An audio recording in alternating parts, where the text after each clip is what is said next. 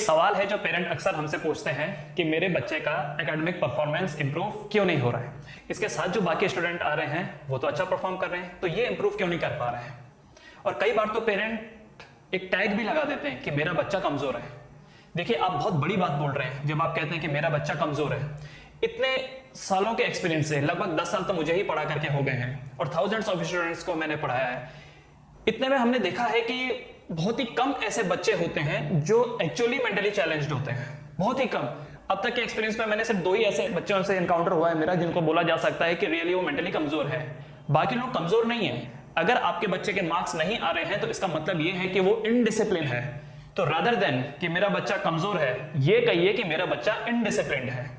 अगर वो उस इनडिसिप्लिन को ठीक कर देगा तो आप देखेंगे कि जो उसका एकेडमिक परफॉर्मेंस है वो भी इंप्रूव हो जाएगा, क्योंकि आपके जो मार्क्स होते हैं वो आपके डिसिप्लिन की निशानी होती है। आपके जो मार्क्स हैं वो आपके डिसिप्लिन की निशानी होती है। अगर आप डिसिप्लिन हैं तो आपके मार्क्स भी अच्छा आएंगे। ये बिल्कुल वैसा ही है कि जैसे जो लोग जिम में डिसिप्लिन वे में जाते हैं, रोज जिम करते हैं, उनकी बॉडी का स्ट्रक्चर अच्छा रहेगा। लेकिन जो कभी कभार जाएंगे, साल भर में 2, 4, 5, 10 बार जाएंगे, आप उनसे एक्सपेक्ट नहीं कर सकते कि उनकी बॉडी में कुछ चेंज आएगा। और ये बात सिर्फ जिम को ही लेकर के नहीं, ये हर जगह एप्लीकेबल है, हर जगह, एवरीवेयर। कोई भी फील्ड आप ले लीजिए, अगर आप डिसिप्लिन वे में काम करेंगे तो आउटपुट जरूर आएगा। ऑलराइट, तो पहली चीज जो गलती है वो आपको ये नहीं करना है कि मेरा बच्चा कमजोर है, मेरा बच्चा इनडिसिप्लिन है। अब कौन कौन से पॉइंट्स है जहां पर इनडिसिप्लिन क्रिएट होता है उसको एक बार समझिए और उसको इंप्रूव करने की कोशिश कीजिए। सबसे पहला, फ्रीक्वेंट एब्सेंटिज्म। जो बच्चे बात बात पे एब्सेंट होते हैं, बहुत ही छोटी छोटी बातों पर, आज ये हो गया, कल वो हो गया, आज नींद आ रही है, फिर वो हो गया। जी नहीं, ऐसा नहीं करना है। होगा क्या? होगा ये कि अगर आज आप क्लास मिस करेंगे तो उसकी वजह से आपको कल का लेक्चर समझ में नहीं आएगा। तो आज का टॉपिक मिस हुआ तो कल का टॉपिक नहीं समझेगा क्योंकि कनेक्टेड है, और कल का टॉपिक नहीं समझा तो फिर अगले दिन का भी नहीं समझेगा, और अगले दिन का नहीं समझा तो फिर और आगे आगे आगे जितनी गाड़ी आगे बढ़ती रहेगी सब में फुल स्टॉप हो जाएगा, क्योंकि यहीं से आपने वायर काट दी। राइट, तो एक दिन का एब्सेंटिज्म, उसका जो इंपैक्ट है वो पूरे साल भर आपको झेलना पड़ेगा। और साल भर भी मैं कम बोल रहा हूं क्योंकि उस साल तो झेलोगे, अब क्योंकि वो साल ढंग से नहीं पढ़ा तो अगले साल भी उसका इंपैक्ट आएगा, फिर अगले साल मतलब कि जब तक आपका एकेडमिक चल रहा है तब तक उसका इंपैक्ट आएगा। तो आपको एब्सेंट नहीं होना है। होता यह है कि एक टॉपिक नहीं समझ में आएगा, उसकी वजह से उसके कनेक्टिंग अगले 2-3 टॉपिक नहीं समझ में आएंगे। 2-3 टॉपिक को मिला जुला करके बनता है एक चैप्टर। अब वो चैप्टर नहीं समझ में आएगा, वो चैप्टर नहीं समझ में आएगा तो उसके जो कनेक्टिंग चैप्टर है वो भी नहीं समझ में आएंगे, मतलब कि वो यूनिट वो समझ में नहीं आएगा। तो शुरुआत एक टॉपिक से हुई थी, टॉपिक नहीं समझा तो चैप्टर नहीं समझा, चैप्टर नहीं समझा तो पूरा यूनिट नहीं समझा, पूरा यूनिट नहीं समझा तो फिर पूरा पार्ट नहीं समझा, पूरा part 1, let's say book part 1 part 2 में डिवाइडेड है, पूरा पार्ट 1 नहीं समझा, पार्ट 1 नहीं समझा तो पार्ट 2 कहां से समझ में आएगा। तो धीरे धीरे करके जो टॉपिक की प्रॉब्लम थी वो पूरे सब्जेक्ट की प्रॉब्लम हो गई है, वो पूरे सब्जेक्ट की प्रॉब्लम हो गई है। तो शुरुआत आपके एक दिन गायब होने से हुई और एंड कहां पर हुआ कि पूरा सब्जेक्ट ही आपको समझ में नहीं आया। तो शुरुआत तो आप ऐसे करेंगे कि टॉपिक बेकार है, फिर बोलेंगे चैप्टर बेकार है, फिर बोलेंगे ये यूनिट ही बेकार है, फिर बोलेंगे ये पार्ट ही बेकार है, फिर बोलेंगे सब्जेक्ट ही बेकार है, फिर बोलेंगे टीचर ही बेकार है, फिर बोलेंगे स्कूल बेकार है, फिर बोलेंगे एजुकेशन सिस्टम बेकार है। तो शुरुआत देखिए कहां से हुई थी, आपके एक इनडिसिप्लिन की वजह से हुई थी। तो ये ध्यान में रखना है कि आपको रोज क्लास में आना है।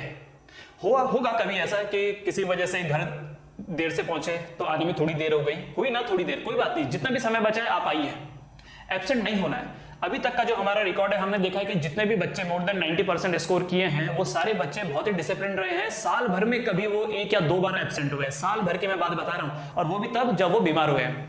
घर वाले किसी फैमिली फंक्शन में चले गए, कोई पार्टी है या कहीं पर चले गए, कोई शादी में, लेकिन वो बच्चा नहीं किया।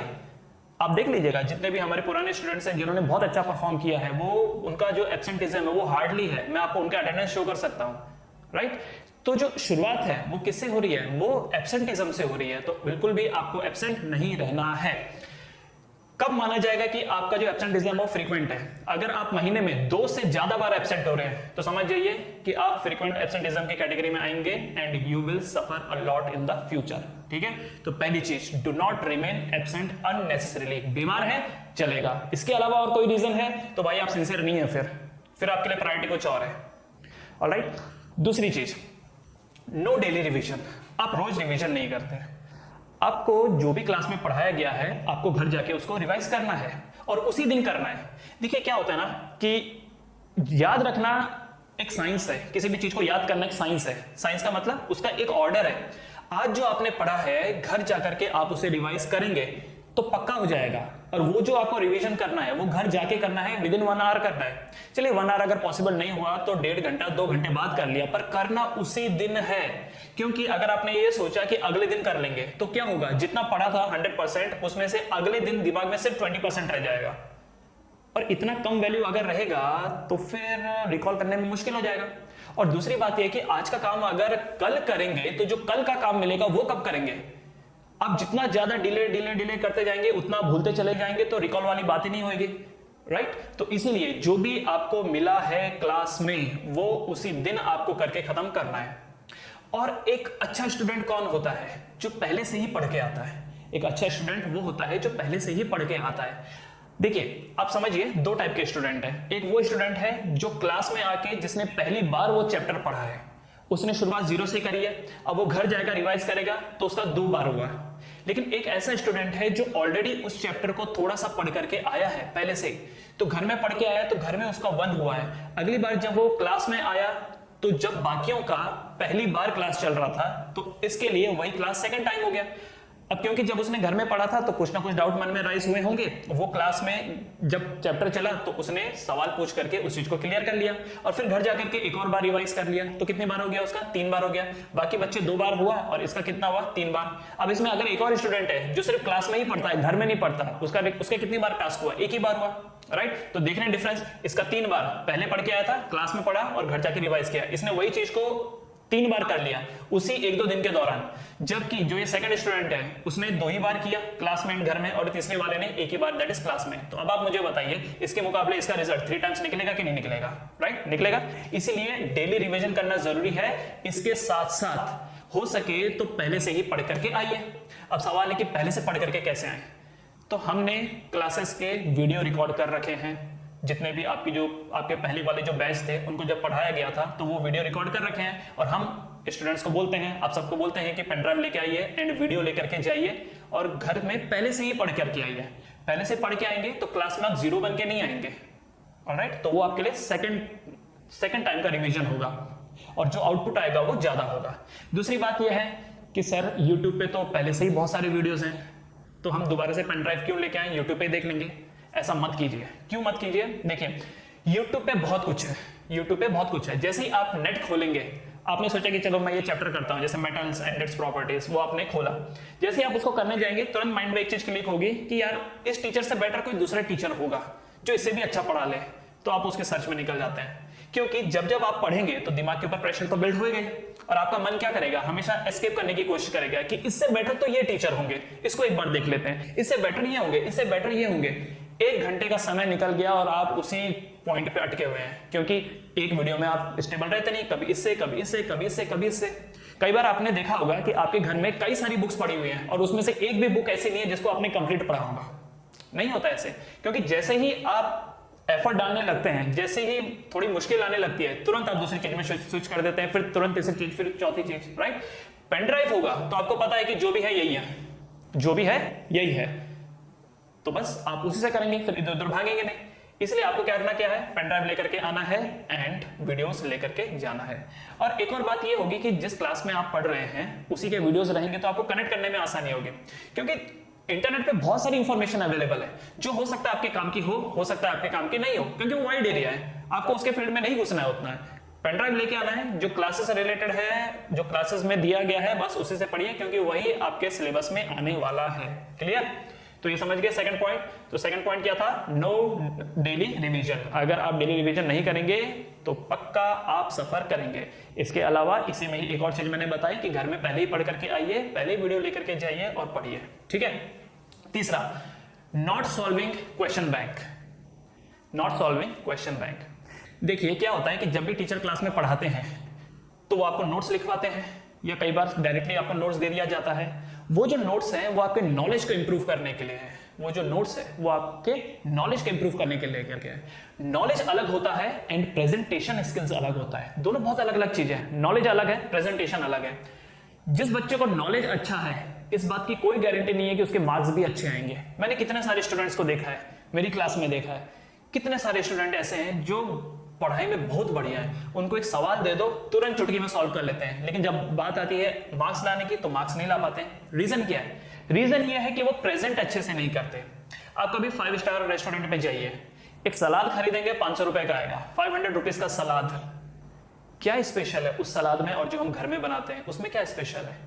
स्पेशल ये है कि वो सजा के देते हैं, उनका सजाने का प्राइस है। आप जितने बड़े बड़े रेस्टोरेंट में जाएंगे आप देखेंगे कि चीज वही है, खिलाओ आपको समोसा ही रहे हैं, लेकिन प्रेजेंट करने का तरीका अलग है और मच बेटर है। उनका देखते ही दिल खुश हो जाएगा, वाह वाह वाह क्या चीज दिया है, कंटेंट वही है। और कई बार तो लोग ये भी बोलते हैं कि अरे यार इतना महंगा, टेस्ट तो वही है, उससे अच्छा तो बाहर ही खा लेते।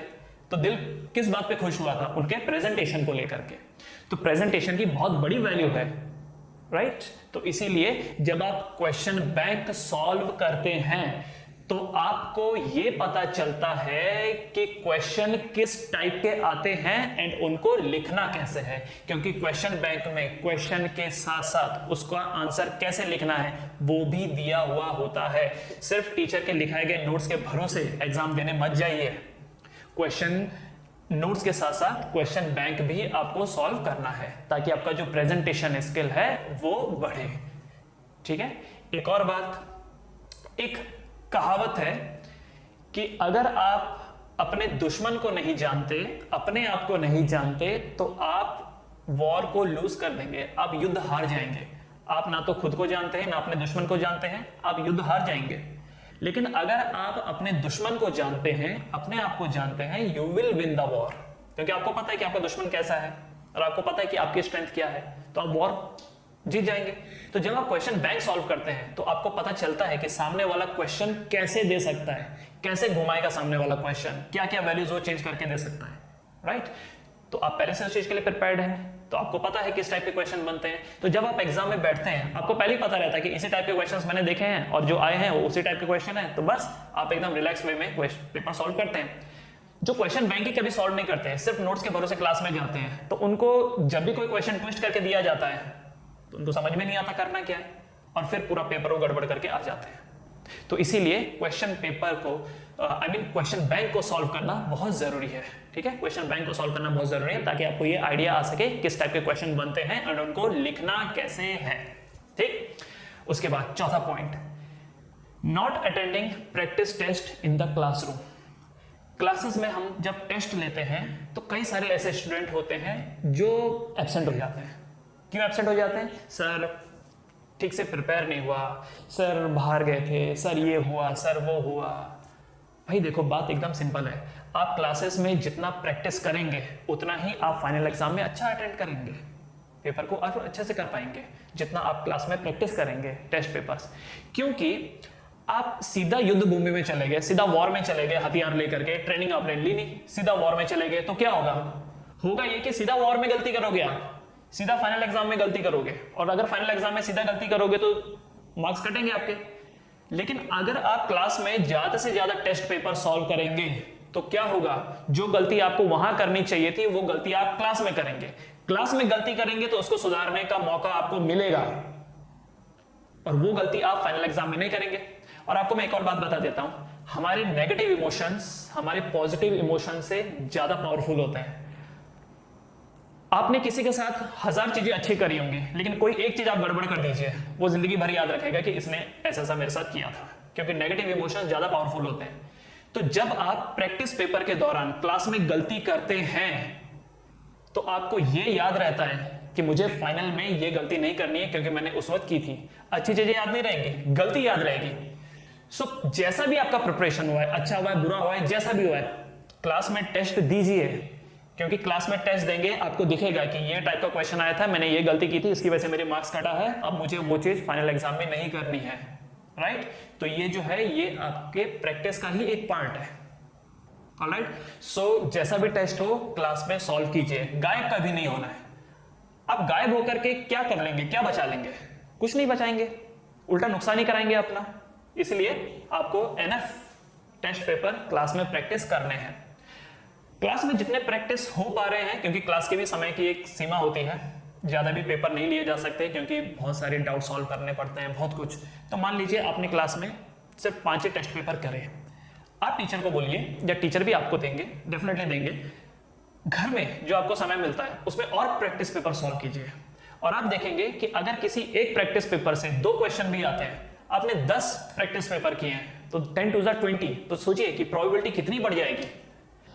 और मैं एक चीज और आपको बता देता हूं, आप एग्जाम में अगर बैठे हैं, फाइनल एग्जाम की मैं बात कर रहा हूं, अगर आप एग्जाम में बैठे हैं और क्वेश्चन आपको देखा देखा सा नहीं लग रहा है तो समझ जाइए कि प्रैक्टिस नहीं हुई है। हर एक क्वेश्चन ऐसा होना चाहिए कि अरे ये तो देखा है, ये क्वेश्चन ये तो पता है, ये तो कितनी बार किया है, ऐसी फीलिंग होनी चाहिए, तो बोला जा सकता है कि आपकी प्रैक्टिस एनफ हुई है। समझ गए? तो पेपर ज्यादा से ज्यादा अटेंड कीजिए। एक और चीज, अगला पॉइंट, एस्केपिंग टेंडेंसी। बहुत सारे स्टूडेंट्स में एस्केपिंग टेंडेंसी होती है जिनका परफॉर्मेंस नहीं आ रहा होता है। देखिए, जिनका परफॉर्मेंस आ रहा है वो तो इन पॉइंट को बराबर से लेकर के चल रहे हैं, सतर्क हैं कि ये नहीं करना है, लेकिन जिनका गड़बड़ हो रहा है एकेडमिक्स में उनकी बात कर रहा हूं। एस्केपिंग टेंडेंसी, बात बात पे एक्सक्यूज देना, सर ऐसा हो गया, सर वैसा हो गया, ये हो गया, वो हो गया। आप अगर आज एक्सक्यूज देंगे तो उसकी वजह से जो नेगेटिव रिजल्ट आपका बना, एक बार छप गया तो हमेशा के लिए छप गया। 10वीं में आपके जो मार्क्स आ गए वो हमेशा के लिए छप गए, 12वीं में जो मार्क्स आए वो हमेशा के लिए छप गए। कौन पूछ रहा है आपसे कि किस वजह से ये हुआ, आपका रिजल्ट ऐसा आया, किस वजह से? कोई नहीं पूछने वाला आपसे। यहां तक कि मान लीजिए आप एग्जाम के पहले बीमार हो गए, और जनरली बीमार हो गए, आप तो चाहते थे पेपर अच्छा देना, लेकिन आप बीमार हो गए, उसकी वजह से पेपर ठीक से आपसे नहीं गया। 1-2 साल तक पेरेंट्स सिंपैथी देंगे कि यार क्या करें, बेचारा बीमार हो गया था, बहुत बुरा हुआ। 1-2 साल, ज्यादा से ज्यादा 3-4-5 साल, इन अ लॉन्ग ड्यूरेशन सारा बर्डन आप ही के ऊपर आने वाला है। सारा बर्डन लंबे समय के दौरान सब भूल जाते हैं कि किस वजह से हुआ था, क्या हुआ था, सब भूल जाते हैं। एक ही चीज जो रह जाती है वो ये है कि आज आप किस मुकाम पे पहुंचे। तो एस्केपिंग टेंडेंसी से दूर रहिए, एस्केप करने की कोशिश मत कीजिए, क्योंकि एस्केप है ही नहीं। बहुत सारे स्टूडेंट का मैथ्स को लेके बहुत ज्यादा एस्केपिंग नेचर रहता है कि बस जैसे तैसे करके मैथ्स निकल जाए, उसके बाद पीछा छूट जाएगा। मैथ से कभी पीछा नहीं छूटने वाला, मेरा भी नहीं छूटा था। मुझे भी एक टाइम पे मैथ्स बहुत बेकार लगता था सब्जेक्ट, फिर रियलाइजेशन हुआ कि मैथ से पीछा नहीं छूटने वाला, और उसके बाद किया, उसके ऊपर एफर्ट लगाया और फिर अच्छा परफॉर्म भी किया। ठीक है, तो एस्केपिंग से आपको बचना है, ऑलराइट, क्योंकि ये एक आदत बन जाती है एस्केप करने की। आज इस बात पे तो कल उस बात पे, परसों उस बात पे, और कब तक दोष देते रहेंगे दुनिया को। ठीक है, तो फाइट करिए। स्टार्टिंग में थोड़ा तकलीफ होएगा, लेकिन बाद में चीजें सॉर्ट आउट हो जाती हैं। अगर आप छोटी क्लास में हैं तो ऐसे में आपके पास तो काफी समय है चीजों को इंप्रूव करने का। छोटा छोटा ग्रोथ आपको एक लंबे ग्रोथ की तरफ लेके जाएगा। ठीक है, एक और गलती है, एग्जाम के एक रात पहले रात भर पढ़ना, वो भी एक बहुत बड़ी गलती है। एग्जाम के एक रात पहले रात भर पढ़ रहे हैं। देखिए क्या है कि जब भी आप अपने डे टू डे एक्टिविटी करते हैं तो आपके जो ब्रेन सेल हैं वो डैमेज होते हैं। जैसे मैं आज पूरे दिन भर जो काम कर रहा हूं उसकी वजह से जो मेरे ब्रेन सेल हैं वो थोड़े डैमेज होंगे। जैसे आपने सुना होगा मसल्स टेयर होती हैं, अगर आपको सामान उठाओगे तो मसल्स जो होती है वो टेयर होती हैं, और जब आप रात को सोते हो तो ये जो मसल्स टेयर हो रखी हैं ये वापस इनकी भरपाई होती है, ये वापस ठीक होते हैं, रिपेयरिंग होते हैं। तो इसीलिए आपने सुना होगा कि जो जिम जाते हैं लोग उनको बोलते हैं कि स्लीप एनफ रखो, अच्छे से सो, ताकि आपकी बॉडी रिकवर हो सके। वही कॉन्सेप्ट माइंड का भी है। जब आप दिन भर पढ़ाई करके सोते हैं तो जो आपका माइंड है वो रिपेयर होता है। आपने साल भर से तो कुछ पढ़ा नहीं, और एग्जाम के एक रात पहले पूरी रात भर पढ़ रहे हैं, 1 बज गया, 2 बज गया, 3 बज गया, पूरी रात भर पढ़ रहे हैं, तो उससे होगा क्या? होगा ये कि याद करने के चक्कर में आपने अपने ब्रेन को जरूरत से ज्यादा डैमेज किया सो किया, जाग करके उसको रिपेयर होने का मौका भी नहीं दिया, क्योंकि अगर सोए होते तो रिपेयर होता। रात भर पढ़ते रहे तो और डैमेज करते रहे। हालांकि ये जरूर है कि आप मेमोरी इनपुट कर रहे हो, चीजों को भरने की कोशिश कर रहे हो, लेकिन सेल भी डैमेज हो रहे हैं, और आपने सोने भी नहीं दिया खुद को, तो उससे क्या हुआ? उससे रिपेयरिंग का काम भी नहीं हुआ, और अगले दिन जब आप एग्जाम में जाते हो तो आप एक डैमेज दिमाग लेकर के जाते हो। अब आप एक चीज सोचो, एक डैमेज दिमाग आपको क्या आउटपुट देगा? सोचिए जरा, एक डैमेज दिमाग से आपको क्या आउटपुट मिलने वाला है? कुछ भी नहीं। आपको इतना तो याद आएगा कि कल रात को मैंने ये क्वेश्चन सॉल्व किया था, पर आपको ये याद नहीं आएगा कि कैसे किया था। ये तो याद आएगा कि इस टाइप का क्वेश्चंस मैंने याद किया था, पर ये नहीं याद आएगा कि क्या याद किया था। तब आप ऐसे करते रहेंगे, क्या था वो यार, अभी तो किया था, कल रात को ही तो किया था, क्या था वो, बस यही चलेगा। और घर आके आप बोलेंगे कि मेरे को याद ही नहीं आया। कैसे आएगा? रात रात भर आपने दिमाग को सिर्फ डैमेज ही किया। आपको करना क्या है, भूल जाना है कि एग्जाम के एक रात पहले आपको मौका मिलने वाला है। भूल जाना है। आप ये समझ लो कि एग्जाम के एक रात पहले कुछ ऐसा हो जाएगा, कोई लाइट चली जाएगी, पूरा घर अंधेरा हो जाएगा, पढ़ने का मौका ही नहीं मिलेगा। तो आपको एग्जाम से पहले मान लीजिए 5 दिनों का समय आपको मिला है, तो आपको 5 दिन नहीं सोच के चढ़ना है, 4 ही दिन सोच के चढ़ना है। ठीक है, एग्जाम के पहले 5 दिन में 4 ही दिन सोच के चढ़ना है। ये जो आखिरी दिन है भूल जाइए कि ये है। उस दिन खूब रिलैक्स वे में 10 बजे ही सो जाओ, ताकि ब्रेन अच्छे से रिपेयर हो सके और आप अगले दिन अच्छे से एग्जाम दे सके। ठीक है, उसके बाद अगला पॉइंट, जरूरत से ज्यादा होमवर्क में अपना समय बर्बाद करना। कई बच्चे ऐसे होते हैं जो अपने स्कूल के असाइनमेंट प्रोजेक्ट में जरूरत से ज्यादा समय लगा देते हैं, नोटबुक सजाने पे लगे हैं।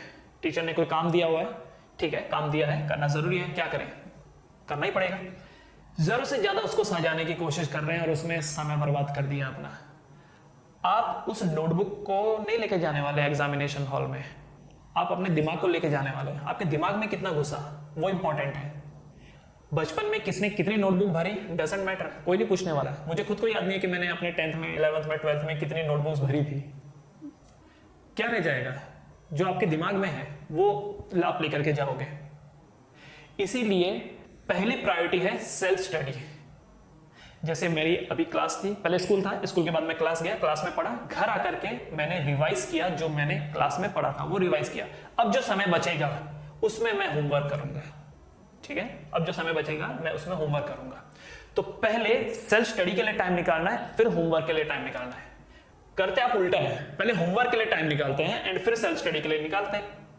अब होमवर्क के लिए टाइम निकालेंगे तो उसमें जरूरत से ज्यादा समय डाल दिया और सेल्फ स्टडी के लिए टाइम नहीं मिला, तो दिमाग में कुछ गया नहीं। फिर जब एग्जाम में बैठे तो रिजल्ट अच्छा नहीं आया। रिजल्ट अच्छा नहीं आया तो स्कूल के टीचर ने आपको पकड़ लिया कि ये बच्चा परफॉर्म नहीं करता है, इसको जरूरत से ज्यादा काम दो, तब ये करेगा। अब इसमें स्कूल के टीचर्स की भी गलती नहीं है, उनको तो यही लगता है कि आप पढ़ते लिखते नहीं है, इसकी वजह से आपके मार्क्स कम आ रहे हैं, तो इसको होमवर्क दो, ज्यादा से ज्यादा होमवर्क दो। उलझ गए। ज्यादा होमवर्क करोगे सेल्फ स्टडी का टाइम नहीं मिलेगा, मार्क्स गंदे आएंगे, फिर और होमवर्क मिलेगा और गंदे मार्क्स आएंगे, फिर और काम मिलेगा और सेल्फ स्टडी के लिए टाइम नहीं मिलेगा और गंदे मार्क्स। तो ये साइकिल आपको तोड़ना पड़ेगा। कैसे तोड़ोगे साइकिल? तरीका यही है कि पहली प्रायोरिटी सेल्फ स्टडी को दो। होगा क्या, देखो, सेल्फ स्टडी को पहली प्रायोरिटी दोगे तो आपके दिमाग में बातें रहेंगी, दिमाग में बातें रहेंगी तो एग्जाम में अच्छा परफॉर्म करोगे। एग्जाम में अच्छा परफॉर्म करोगे और अगर होमवर्क नहीं भी किया तो भी स्कूल के टीचर को एक तसल्ली रहेगी कि ये बच्चा अच्छा परफॉर्म करता है, इसके ऊपर ज्यादा हम लोग ध्यान नहीं भी देंगे, ज्यादा नहीं भी होमवर्क देंगे तो चलेगा, तो फिर वो आपको छोड़ देते हैं। खुद मैंने अपने लाइव आंखों से देखा है इस चीज को, क्योंकि मैं भी तो पढ़ाई हूं, मैंने भी अपने स्कूल में देखा है कि जिनका एकेडमिक परफॉर्मेंस बहुत अच्छा था, टीचर उनको जाने देता था, नहीं किया ना छोड़ जाने दो कोई बात नहीं। लेकिन जिनका परफॉर्मेंस डाउन आता था, टीचर पकड़ पकड़ के उनको एक्स्ट्रा बिठा रहे, उनको एक्स्ट्रा होमवर्क दे रहे हैं और वो बेचारे और गड़बड़ होता चला जाता उनका। मैं ये भी नहीं कह रहा हूं कि होमवर्क करना एक बुरी बात है, ये नहीं कह रहा हूं, जरूरी है होमवर्क करना, पर यह है कि हर चीज का एक लिमिटेशन होता है। किसी एक चीज को इतना बड़ा मत कर दो कि दूसरी चीज के लिए समय ना मिले। कई बार यह भी होता है कि होमवर्क जरूरत से ज्यादा होता है, नेचुरली ज्यादा होता है, तो क्या करें? क्या करना है? जो आपको स्कूल में खाली पीरियड मिलता है, अब ऐसा तो नहीं है कि जो आप सवेरे 7 साढ़े 7 बजे से लेकर के 1:30-2 बजे तक जा रहे हो, पूरा का पूरा बिजी है आपका। बीच बीच में कई बार खाली लेक्चर मिल जाते हैं, कभी ब्रेक मिल जाता है, कभी टीचर लेट आई, उस टाइम पे अपना होमवर्क कर लो, उस समय का इस्तेमाल करो। देखो, करना आप ही को पड़ेगा। जो टॉपर हैं, जो एवरेज हैं, जो बिलो एवरेज हैं, समय सबके लिए बराबर है। तो टॉपर क्यों टॉपर है? क्योंकि वो समय का सही इस्तेमाल कर रहे हैं। ऑलराइट, तो इसीलिए मैनेज करना बहुत जरूरी है। You have to manage, excuse देने से कुछ नहीं होगा, यू हैव टू मैनेज। ठीक है, तो क्या समझ में आया? पहली प्रायोरिटी सेल्फ स्टडी एंड दूसरी प्रायोरिटी होमवर्क। और याद रहे homework is not self study. Homework और सेल्फ स्टडी अलग है। कई लोगों को गलतफहमी ये होती है कि मैं रात भर लिख रहा हूं ना तो मैं पढ़ाई कर रहा हूं। जी नहीं, आप तो जेरोक्स मशीन का काम कर रहे हैं, यहां से उठाया यहां छापा, यहां से उठाया यहां छापा। What are you doing? आप तो जेरोक्स मशीन का काम कर रहे हैं। जेरोक्स मशीन के जैसा काम करोगे तो उसे थोड़ी ना कुछ मिलने वाला है आपको। दिमाग में क्या घुसा वो इंपॉर्टेंट है। ठीक है, अगला पॉइंट, कईयों के पास स्मार्टफोन है आप में से, और उसमें आप लोग क्या कर रहे हैं, सोशल मीडिया का इस्तेमाल कर रहे हैं। सोशल मीडिया से बचें, दूर रहें सोशल मीडिया से। आप कोई बिजनेस पर्सन नहीं है, आप कहीं जॉब नहीं कर रहे हैं, आपकी ज़िंदगी सोशल मीडिया पे नहीं टिकी है। आप अगर सोशल मीडिया नहीं भी यूज़ करेंगे तो आपके जीवन में कोई खास फर्क नहीं पड़ने वाला। खास क्या, पढ़ने ही नहीं वाला, कोई फर्क नहीं पड़ने वाला। क्या काम है आपका सोशल मीडिया में? कितने सारे स्टूडेंट्स हैं जिनके ये प्रोफाइल है, वो प्रोफाइल है, एक से एक पोस्ट करते हैं। क्या मतलब है उस चीज़ का? अननेसेसरी आप अपने डिजिटल फिंगरप्रिंट्स बढ़ा रहे हैं, कोई मतलब नहीं है। और इनफैक्ट एक स्टडी ये भी हुई है कि जो बच्चे सोशल मीडिया पे ज़्यादा रहते हैं उनका फोकस पावर बहुत कम हो जाता है, वो फोकस ही नहीं कर पाते हैं। रीज़न क्या है आप भी समझ लो साइंटिफिकली। मेरे पास एक फ़ोन है, मैं इंस्टाग्राम चला रहा हूँ, मैंने एक रील देखा, पसंद नहीं आया, स्क्रॉल किया, पसंद नहीं आया, स्क्रॉल किया, पसंद नहीं आया, स्क्रॉल किया। सब कॉन्शियसली आप अपने ब्रेन को क्या ट्रीट कर रहे हैं, कैसे ट्रेन कर रहे हैं कि जो भी चीज़ पसंद नहीं आई, स्किप स्किप स्किप। वहां पर एंटरटेनमेंट जो चल रहा है, जिस चीज में एंटरटेनमेंट मिल रहा है आप वही देख रहे हैं, जिसमें एंटरटेनमेंट नहीं है स्किप करते चले गए। उससे आपका जो दिमाग है वो क्या ट्रेन हो रहा है कि जिस चीज में मजा नहीं आ रहा है उसको स्किप करो। अब जब आप पढ़ाई करने बैठोगे उसमें तो कोई मजा नहीं है। पढ़ाई करने में किसको मजा आता है? आई डोंट थिंक सो कि 99% लोगों को ये एकेडमिक वाली चीजें पढ़ने में मजा आता है। कोई स्टोरी बुक है, कोई कॉमिक्स है, या कोई उनकी पसंदीदा चीज है, वो तो बात अलग है। अदरवाइज एकेडमिक वाली चीजों को पढ़ने में कहाँ कोई इतना खास मजा आता है। पर आपने दिमाग को क्या आदत बना ली है कि पसंद नहीं आया स्किप, पसंद नहीं आया स्किप। अब आप क्लास में बैठे हैं तो स्किप, खुद को तो बाहर नहीं निकाल सकते ना, तो माइंड ही बाहर चला जाता है। टीचर वहां पढ़ा रहे हैं, आपका माइंड इधर भटक रहा है, कभी उधर भटक रहा है, कभी उधर भटक रहा है, फोकस ही नहीं है। आज की डेट में कितने सारे स्टूडेंट हैं यहाँ पे जिनका फोकस 10-15 सेकंड से ज्यादा नहीं है। हर 10-15 सेकंड में बोलना पड़ता है ध्यान दो ध्यान दो ध्यान दो। क्या वजह है? सोशल मीडिया का इस्तेमाल आप ज्यादा कर रहे हैं। Unless you are a business person या फिर आपका काम है उसमें, डोंट यूज सोशल मीडिया। मैं ये भी नहीं बोलता हूं कि सोशल मीडिया डेंजरस है, वो तो यूजर्स के ऊपर है, कौन कैसा यूज कर रहा है।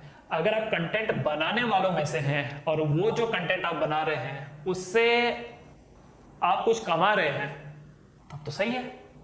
आप कुछ ऐसे ही, मान लीजिए एग्जांपल बता रहा हूं, आप गार्डनिंग को लेकर के रील्स बनाते हैं, लोगों को पसंद आता है, लोग आपसे एडवाइस लेते हैं, बदले में आपको पैसा देते हैं, आप कमा रहे हैं, तब तो अच्छी बात है। If you are the producer in social media तब तो बहुत अच्छी बात है, कंटिन्यू करो। आप प्रोड्यूसर हैं, आप प्रोड्यूस कर रहे हैं, आप ऐसी चीजें बना रहे हैं जिससे आपकी कमाई हो रही है, तब तो बहुत अच्छी बात है। बट अगर आप कंज्यूमर हो, दूसरे की रील देख रहे हो, then you are the loser, you are the loser. इसीलिए प्रोड्यूसर हो तो बेझिझक यूज करो, बट अगर कंज्यूमर हो अभी बंद करो। आपके फोकस के लिए भी सही नहीं है और आपका समय भी उसमें जा रहा है। और एक तीसरी चीज ये भी समझिए, सोशल मीडिया में क्या आपके सामने आएगा इसका कोई कंट्रोल नहीं है। कुछ भी आ सकता है आपके सामने जो आपके काम का है नहीं है, कुछ भी चीजें आ सकती है, ज्यादा कर तो बेमतलब की चीजें आती हैं। और आपका दिमाग एक स्पॉन्ज जैसा है, हम सबका दिमाग एक स्पॉन्ज जैसा है। अगर स्पॉन्ज प्योर वाटर में डुबाएंगे तो प्योर वाटर एब्जॉर्ब करेगा, और अगर किसी गंदी चीज में डुबाएंगे तो गंदा चीज एब्जॉर्ब करेगा, पूरा स्पॉन्ज गंदा हो जाएगा। तो सोशल मीडिया में आपके सामने क्या आ जाए आप भी नहीं जानते, कंट्रोल नहीं है, सो बेटर दूर रहो। आजकल कितने सारे डिप्रेशन के जो केसेस हैं उसकी वजह यही है सोशल मीडिया। दूर रहिए उस चीज से। ओके, सो एक्सेसिव सोशल मीडिया के यूजर से आपको बचना है। उसके बाद फ्रेंड इन्फ्लुएंस, अगली बड़ी चीज है फ्रेंड इन्फ्लुएंस। आपके फ्रेंड कैसे हैं बहुत मायने रखते हैं, बहुत मायने रखते हैं। आपके साथ क्लास में जो बच्चा बैठा हुआ है जिसे आप अपना फ्रेंड बता रहे हैं, जरूरी नहीं है कि वो भी पढ़ने के लिए ही आया होगा। हर बच्चा यहाँ पढ़ने के लिए नहीं आता है, ध्यान रखिए, हर बच्चा यहाँ पढ़ने के लिए नहीं आता है। कुछ ही ऐसे स्टूडेंट होते हैं जो जेन्युइनली पढ़ने के लिए आते हैं, सब नहीं आते। कुछ तो इसलिए आ रहे होते हैं क्योंकि उनका फ्रेंड आ रखे हैं, और कुछ इसलिए आए होते हैं क्योंकि पेरेंट्स ने जबरदस्ती धक्का देके भेजा होता है, तो इसलिए चले आ रहे हैं। सब पढ़ने के लिए नहीं आते हैं। तो आपको ये ध्यान में रखना बहुत जरूरी है कि किसी और का इम्पैक्ट आपके ऊपर ना आए। दोस्ती करनी है तो अच्छे उनसे करिए जो दिख रहा है कि हाँ भाई पढ़ते वक्त जो पढ़ाई कर रहे हैं। मैं ऐसा भी नहीं कह रहा हूँ कि आपकी उम्र के लोगों को मस्ती नहीं करनी चाहिए, बिल्कुल मस्ती मजाक सब करो, लेकिन पढ़ाई के समय पढ़ाई हो, ब्रेक के समय पूरी मस्ती हो, सब हो। बच्चों का बचपन दिखना भी बहुत जरूरी है, तो पढ़ाई के साथ साथ पढ़ाई, एंड जब मौका मिले तो खूब मस्ती, राइट। तो इसीलिए फ्रेंड का जो इन्फ्लुएंस है बहुत मायने रखता है कि आप किससे दोस्ती कर रहे हैं। अब देखिए कि सामने वाले के साथ दोस्ती करने पर मेरा एकेडमिक लॉस हो रहा है, दूर रहिए उससे आपको दूर रहना है, ठीक है। और कोई अगर अच्छा स्टूडेंट है तो उसके साथ रहिए। एक और पॉइंट है जो पेरेंट्स के लिए है। कई बार पेरेंट का अनअवेयरनेस भी बच्चों के रिजल्ट के डाउनफॉल का कारण बनता है।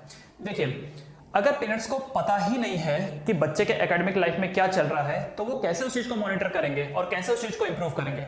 हमने अपने स्टूडेंट्स के पेरेंट्स के लिए एक ग्रुप बना के रखा है। उस ग्रुप में इंफॉर्मेशन आता है कि क्लास कितने बजे खत्म हुई, क्या क्या पढ़ाया, बच्चा एब्सेंट था कि प्रेजेंट था, एंड साथ साथ में कब टेस्ट थे और कब टेस्ट का रिजल्ट आया। तो कई बार पेरेंट क्या करते हैं कि ये जो ग्रुप है इसको इग्नोर करते हैं या फिर म्यूट कर देंगे या फिर लीव कर देंगे। अगर आपको अपने बच्चे के जानकारी ही नहीं पता होगी कि क्लासेस में क्या चल रहा है तो फिर आप ठीक ही नहीं कर पाएंगे।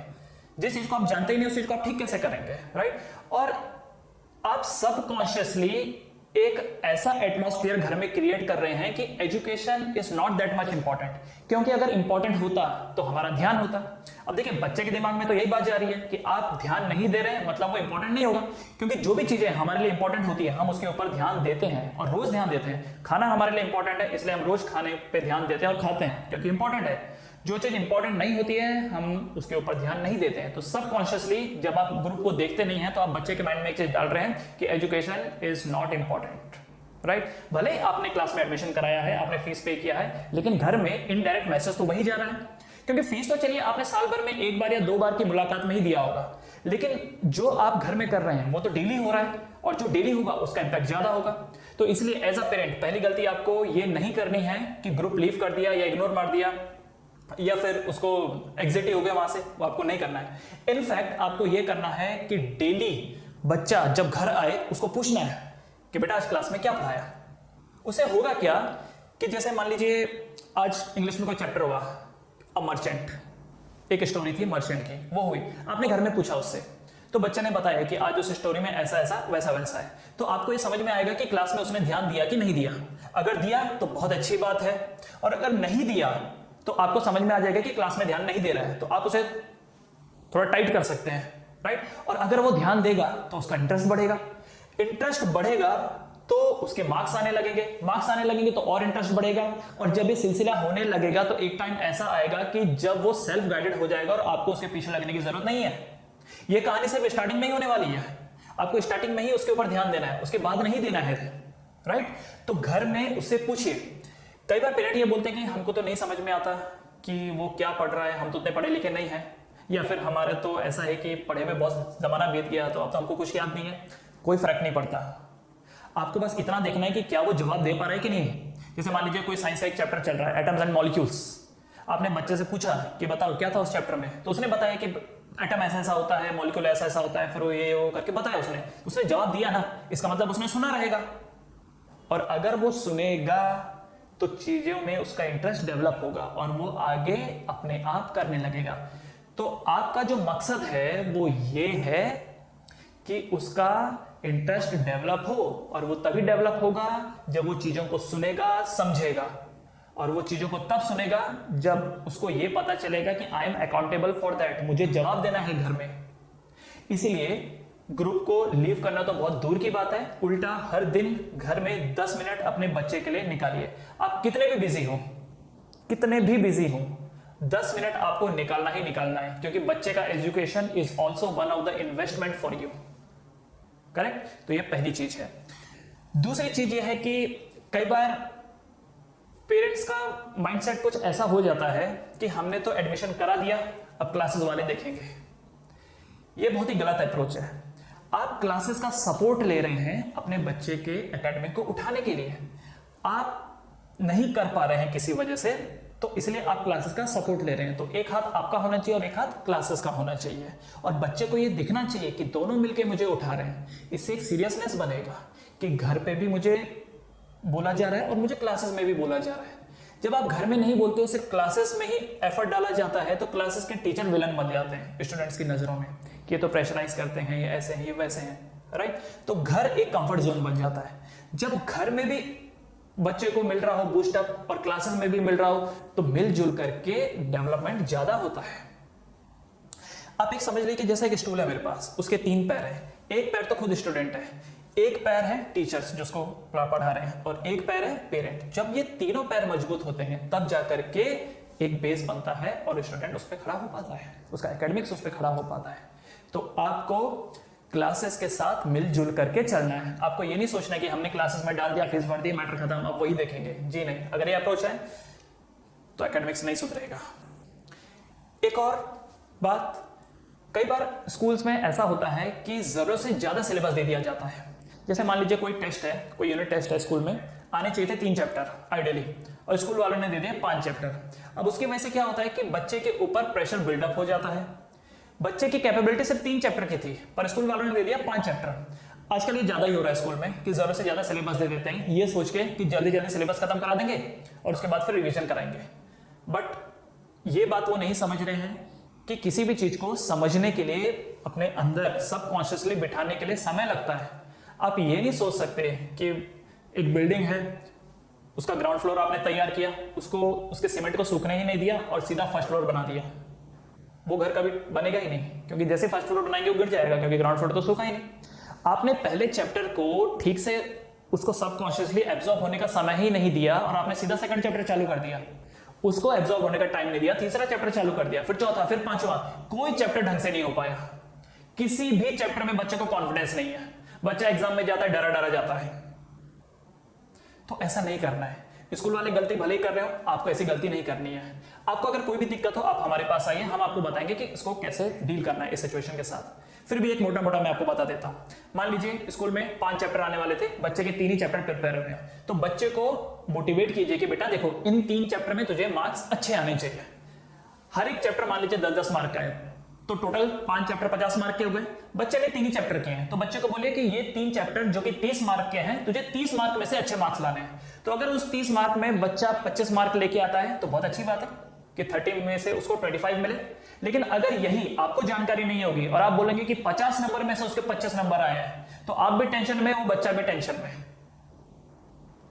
और बात सिर्फ इतनी नहीं है कि वो टेंशन में है, मार्क्स कम आए। बात यह है कि एक बार अगर कोई इंसान डिमोरलाइज हो गया तो उसको वापस उठाना बहुत मुश्किल हो जाता है। ये बात को समझिए, ठीक है। तो इसीलिए आप देखिए कि मेरा बच्चा किस लेवल का है। अगर आप हमें कहेंगे कि सर देखो स्कूल में तो 5 चैप्टर होंगे, आप भी 5 चैप्टर करा दीजिए, और जबकि हमको पता है कि बच्चा 3 ही चैप्टर कर सकता था, अगर आप जबरदस्ती बोलेंगे कि और 2 चैप्टर कराएं, तो कराने को तो हम करा देंगे, पर हम जानते हैं बहुत अच्छे से कि वो उसके दिमाग में जाएगा ही। तो ये गलती मत कीजिए। आज 3 चैप्टर में उसने अच्छे मार्क्स लेके आए, कल जब ये 2 चैप्टर हो जाएंगे तो इन 2 में भी वो अच्छे मार्क्स लेके आएगा और उसका कॉन्फिडेंस भी बूस्टअप होगा।